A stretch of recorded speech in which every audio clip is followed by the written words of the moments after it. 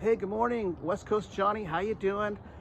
This is a really exciting day for me because I'm starting on the Scamp trailer project, and I'm going to work on it every single day until I can go traveling with it. And that's a lot, but I'm going to fit it all in. I'm going to try to get this whole thing done in the next, hopefully in the next couple months. So anyways, it's a 1978 13-footer. I'm working on the cabinets right now. I'm doing there's like 7 cabinets all together, and I'm working on them one at a time. I'm doing all the fiberglass. I'm straightening them out. Some of them are bowed, fixing hundreds of holes that are all in them from various owners over the year, drilling holes and stuff. And just when I put my new floor in, I had to raise, a lot of things happened. So anyways, I'm on it, and I'm going to dedicate a whole series to these cabinets and the fitment of these old cabinets. So check it out. What I'm doing is I'm putting my Scamp cabinets in. I'm dry fitting them in because a lot has happened since I took them out. I replaced this floor with 3/4 inch marine plywood, and it's been fiberglassed on both sides.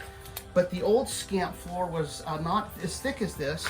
So now what I'm doing, I have to trim a little bit off of my cabinet because it's too high. And then also you can see where I had to fiberglass the new floor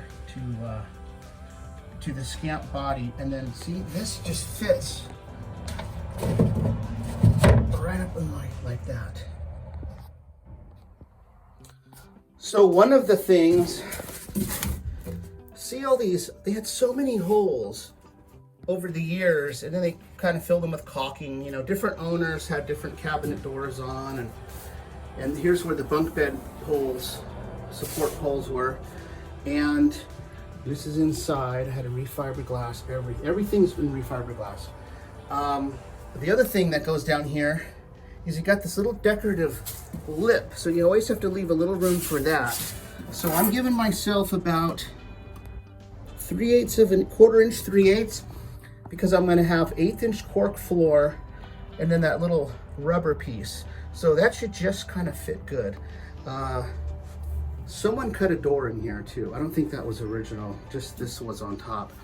And then here, this was kind of cut really high. You could feel the plywood. I don't know why they did that. And this is all hacked up over the years with different, so I'm gonna pull this out, okay? And I'm gonna fiberglass all the holes really nice. And then I'm also going to lower this down because they cut it really high. Look at that, it's only like, I mean, you can actually see the wood where they cut it so high. See that? So I'm going to drop it down. I'm going to take it back down about another inch, because the only thing that's going underneath here is just storage. But I don't want that big ugly lip like that. So we're going to get started.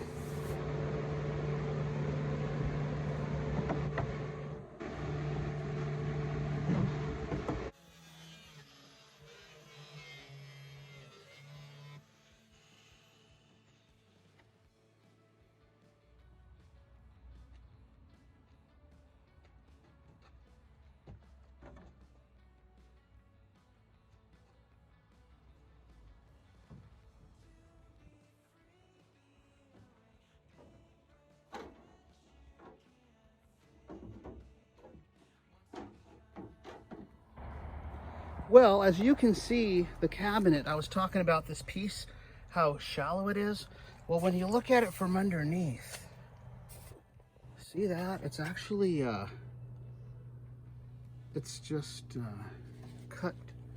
See this? Whoever owned this before me or somebody, they cut that with like a Sawzall, just hacked it up.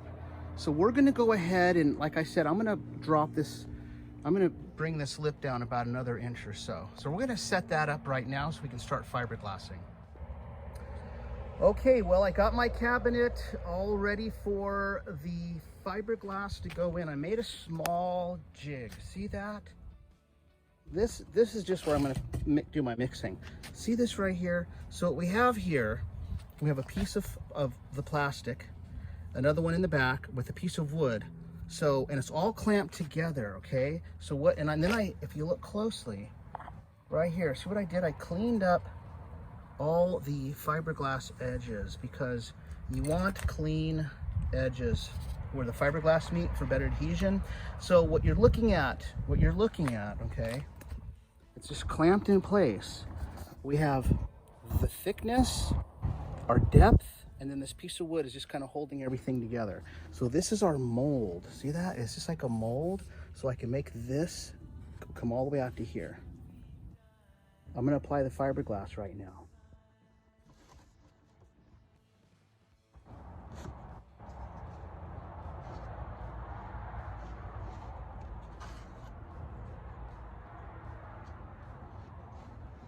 Okay, I had a feeling I didn't make enough.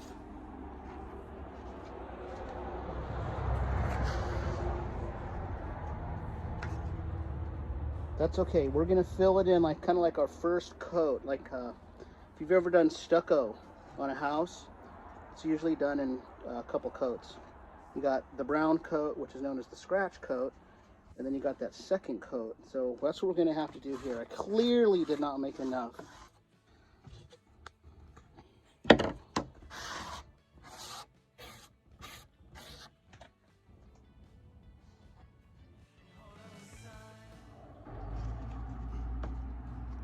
Okay, rather than letting this kick off and just mixing up some more, I just went ahead and mixed up some more because I can still work with this because there's a lot of variables, but it's kind of a warm day, so I have a little time because I didn't put too much of the cream hardener in.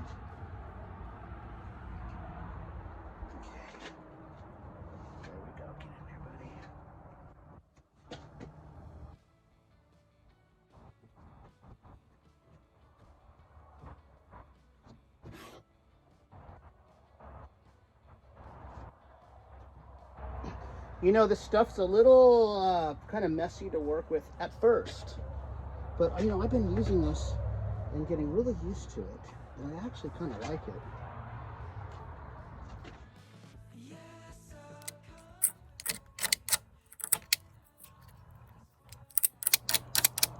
Okay, that's good. I'm gonna let it dry for about another hour maybe, and I'm gonna come out and sand it all down real nice and see where we're at. All right, well, the fiberglass dried, I sanded it really smooth, and then I went ahead and I put a coat of our lightweight body filler on that. See that? Just to give it a nice, you know, then I can sand that really nice. And then depending on how that turns out, I may put some of the glazing putty on there. It's like a finishing putty. We may not even need it, we'll see. But anyways, this turned out good.